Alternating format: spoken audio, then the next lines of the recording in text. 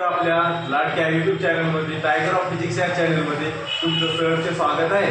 तर आपण 12th चा फर्स्ट चॅप्टर रोटेशनल डायनामाइक्समध्ये बँकिंग ऑफ रोड म्हणजे बँकिंग ऑफ रोड ह्या टॉपिकवर आपण शिकणार आहोत। तर बँकिंग ऑफ रोड म्हणजे काय, तर ही अशी एक प्रक्रिया आहे, खालची रोड असते ती त्या साईडतून उचललेली असते, अशी उचलली जाते। तर गाडी कशी जाते अशी हॉरिझॉन्टल सर्क्युलर रोड म्हणजे आडवा, तसा ते असा कर्व असते। कर्व म्हणजे आता हे रोड आहे, या रोडला असं उचलले म्हणजे असं आहे, अशी जाते गाडी असं। मग आपण याच्यावर आता एक व्हेकल आहे, व्हेकल म्हणजे कोणतं एक वस्तू वाहन असेल, समजा की कार आहे एक व्हेकल, तर या व्हेकलवर किती फोर्सेस पडायचे ते बघायचं आहे आपल्याला। हे थिटा हे अँगल इथं क्रिएट होते, रोड सरफेस आहे, रोड सरफेस आपण असं थोडं लिफ्ट केलं, आपण काय रोडला थोडं लिफ्ट केलं, वजन कर्व केलं म्हणजे चिटकस केला कर्व, म्हणून इथे एक अँगल क्रिएट झाला। इथे अँगल क्रिएट झाला म्हणजे इथे होते एक व्युत्क्रम कोन आहे मराठीमध्ये। तर या व्हेकलवर किती फोर्स ऍक्ट करायचे ते बघायचं आहे। Vertically downward, always vertically downward कोणता फोर्स पडते, वेट mg पडते, आणि सरफेसला परपेंडिक्युलर कोणता असते असा, हे रोड, त्या रोडला कसा परपेंडिक्युलर असते असा कोणता असते, ते नॉर्मल रिएक्शन n। आता आपल्याला याला बॅलन्स करणारा एक फोर्स पाहिजे, तर कोणता असते ते नाही, त्यानंतर ते नसल्यामुळे आपल्याला याला रिझॉल्व्ह करावं लागते। रिझॉल्व्ह म्हणजे दोन भागामध्ये विभाजित करणे। तर या नॉर्मल रिॲक्शनला दोन भागात विभाजित केलं आपण, तर हे भाग असा आणि हे भाग असा, म्हणजे वेटला बॅलन्स करणारा हे n cos थीटा असं हे बनतंय, आणि टुवर्ड सेंटर म्हणजे सेंट्रिपिटल फोर्स प्रोव्हाइड करणारा n sin थीटा हा फोर्स आहे। तर हे अँगल आहे इथला, हे बॅलन्स याला कसं हे सेंट्रिपिटल फोर्स प्रोव्हाइड करतो। तर आपण बघूया, consider a vertical section of a vehicle on curved road of radius rn at bank angle theta as shown in the figure। काय म्हणजे consider a vertical vehicle, vertical vehicle म्हणजे उभ्यामध्ये असणारी car, समजा कोणते वाहन असेल, ते काय आहे, consider a vertical section of vehicle, त्याचा एक पार्ट आहे व्हेकलचा, आणि कर्व्ड रोड कशावर आहे, कर्व्ड रोड म्हणजे तुम्ही बघले असं नवीन रोड निघाल्या तशा कर्व्ड अशा आडवा त्या रोडवर आपली स्पीड किती ठेवायची, मोड सेफ स्पीड किती ठेवायची ते बघायचं आपल्याला। तर बघूया, तर forces active on a vehicle are, या व्हेकलवर किती फोर्स पडायचे ते आपण बघूया, 1 आणि 2 तर फोर्स पडायचे ते बघूया आपण। Number 1, weight mg is vertically downward, weight नेहमी कसं असते, व्हर्टिकली डाऊनवर्ड असते, mg वेटचा फॉर्म्युला mg आहे। आणि दुसरा, normal reaction n is perpendicular to the road surface. आता नॉर्मल रिॲक्शन n कसं असते, परपेंडिक्युलर टू रोड सरफेस। जर आपण असा एक रोड सरफेस असेल, त्या रोड सरफेसवर एक व्हेकल असेल, तरी वर्टिकली डाऊनवर्ड कोणता पडते, mg वेट ग्रॅव्हिटेशनल फोर्स वर, याला परपेंडिक्युलर कोणता असते, सरफेस इन कॉन्टॅक्ट मध्ये, तर नॉर्मल रिॲक्शन हे असं आहे। हे असा का नाही बरं इथं, कारण की कर्व रोड आहे, कर्व रोड असल्यामध्ये सरफेसला परपेंडिक्युलर असणारा फोर्स नॉर्मल रिॲक्शन असतो। तर आपण दोन फोर्स बघूया, normal reaction n is perpendicular to surface, सरफेसला परपेंडिक्युलर असते। तर आता याला रिझॉल्व्ह करायला n म्हणजे नॉर्मल रिॲक्शनला रिझॉल्व्ह करणे म्हणजे दोन भागामध्ये विभाजित करणे, इक्वल दोन भागामध्ये विभाजित करणे। जर आता एक फोर्स आहे, याला इक्वल दोन भागात विभाजित करणे म्हणजे कसं करावं, हे असं हे कसं, त्याला दोन भागात विभाजित करणे असतं।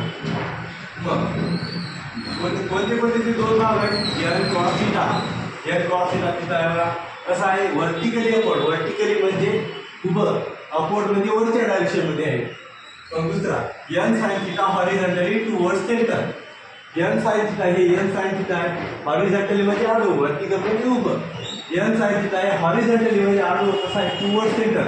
समजा की आपण असे रोडला चालले अशा, तर समजा की इथं कुठेतरी सेंटर असेल, हॉरिझॉन्टली टुवर्ड्स सेंटर असते, कोणता फोर्स n sin थीटा हा हॉरिझॉन्टली टुवर्ड्स सेंटर असते।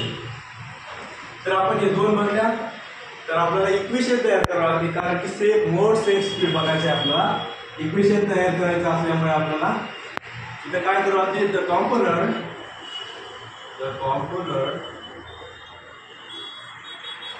n cos theta balance weight mg। आता n cos थीटा कुणाला बॅलन्स करायला आहे, वेट mg ला बॅलन्स करायला आहे। तर आपण इक्वेशन नंबर 1 बनवू शकता, n cos equal to mg. Equation number 1. The second one. The component n cos theta balance weight mg. तर हे component कोणाला balance करतोय weight mg ला. तर equation number 1 लिहून घेऊ आपण. तर मग दुसरा घेऊ. The component n sin theta is provided by centripetal force. The component n cos theta is n sin theta is provided by centripetal force. आता n sin theta काय प्रोवाइड करणार आहे? Centripetal force. आता आपण कर्व रोडवर चालल्या म्हणजे असं सर्क्युलर मोशन करायला आपण कर्व रोडवर चालल्या म्हणजे सेंट्रिपिटल फोर्स असणं गरजेचं आहे. तर नेसेसरीच आहे म्हणजे आता n cos theta काय प्रोवाइड करतोय?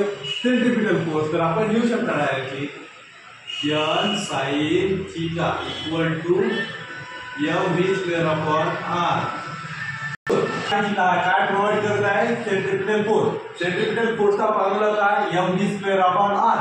इक्वेशन नंबर 2 वापरू आपण. आता आपल्याला काय mode step speed on banked road. Banked road वरती मोड स्टेप स्पीड काढायचं असल्यामुळे इक्वेशन नंबर 2 ला 1 ने डिवाइड करू म्हणजे भागून घेऊ. Dividing equation 2 by equation 1. Equation 2 ला 1 ने भागून घेऊ. इक्वेशन 2 काय आहे? जशा प्रकारे लिहून घ्या n sin theta upon n cos theta equal to mv square upon r upon mg. आता mg कुठून आले? तर mg equation number 2 n cos theta divide करायला ना n cos theta equal to mg हे खाली. तर आता काय कॅन्सल होऊन जाईल? n कॅन्सल होऊन जाईल. जे सारखं काय कॅन्सल होईल? इथे काय कॅन्सल होईल? km कॅन्सल होत आहे. काय होते? sin theta भागिले cos theta काय होते?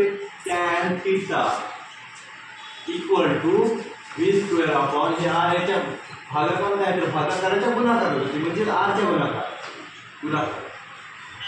tan theta equal to v square upon r g. आता याला इक्वेशन नंबर 3 देऊया आपण. Mode step speed on horizontal curved road. आपण कर्व्ड रोडची मोड स्टेप स्पीड काढायला आहे. तर आपण ते लिहून घेऊ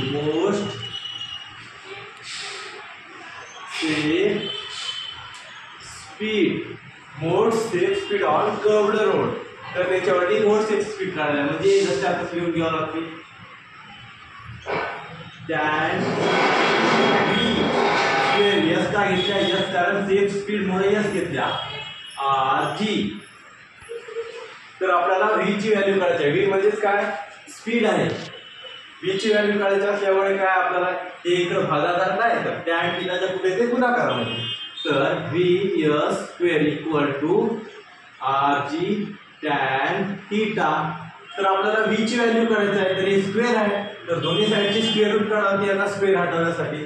तर याचा square root v equal to under root मध्ये rg इंटू tan थीटा.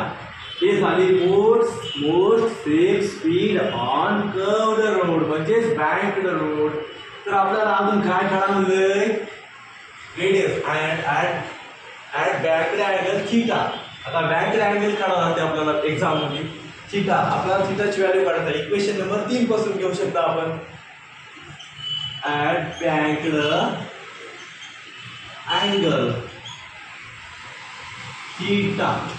तर आपल्याला थीटाची व्हॅल्यू काढायची आहे. Theta equal to tan inverse v square upon rg from equation 3. हे इनवर्स कसं आलंय मी सांगतो. आता हे इक्वेशन हे आहे ना tan theta equal to v square upon rg. आता आपल्याला थीटाची व्हॅल्यू काढायची आहे. जर आता कोणत्याही ट्रिग्नोमेट्रीचं फंक्शन इथं असेल तर त्याला RHS ला पाठवायचं असेल तर इथलं तिकडे इनवर्स होतं. तर 1 मायनस म्हणजे इनवर्स म्हणतात त्याला. Theta equal to tan inverse of v square upon rg म्हणजे हे कुठून आले? From equation number 3. आता इथं अँगल किती बनाला आहे? तर एवढा tan inverse v square upon rg एवढा अँगल बनाला. तर आपल्याला एवढं हे मोड स्टेप स्पीड असते कर्व्ड रोडची आणि ते अँगल असते थीटा. तर हा आपला पार्ट संपला आहे इथं. तर तुम्ही काय करू शकता, आपण माझ्या चॅनलला टायगर ऑफ ग्रुप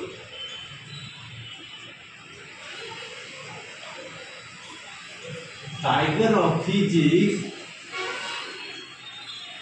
फिजिक्स या चॅनलला तुम्ही सबस्क्राईब करा, कारण की मी प्रत्येक नवीन व्हिडिओ टाकेल ते तेव्हा तुमच्यापर्यंत पोहोचेल.